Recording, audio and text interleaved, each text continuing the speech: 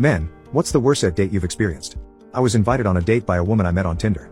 She said her friend was in town and they were going to see a live podcast and invited me with. It was a podcast I'd never heard of before, and honestly I probably wouldn't be very interested in it if I wasn't invited, but it cost like $25 to get in. I get there and she meets me and we buy a drink and sit down. She introduces me to her friend. They then proceed to talk to each other, not involving me in conversation at all. Then some guy comes along and sits next to her friend.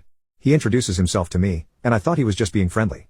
After the podcast, my date and her friend are still talking to each other and ignoring me. This guy who introduced himself to me is kind of following us and he starts having a conversation with me, which is fine because my date wasn't talking to me at all. It turns out this guy was her friend's date, but I had no idea because no one was saying anything to me. The girls then wanted to meet the guy who was doing the podcast, so we waited in line for a while. Of course the girls never said anything to us guys. The girls then started talking to another woman in line and seemed to make a friend. After they got to meet the guy who did the podcast, my date's friend turns to us guys and says, "Well, we think we're going to have a girls' night out now." So our dates and the woman they met just left to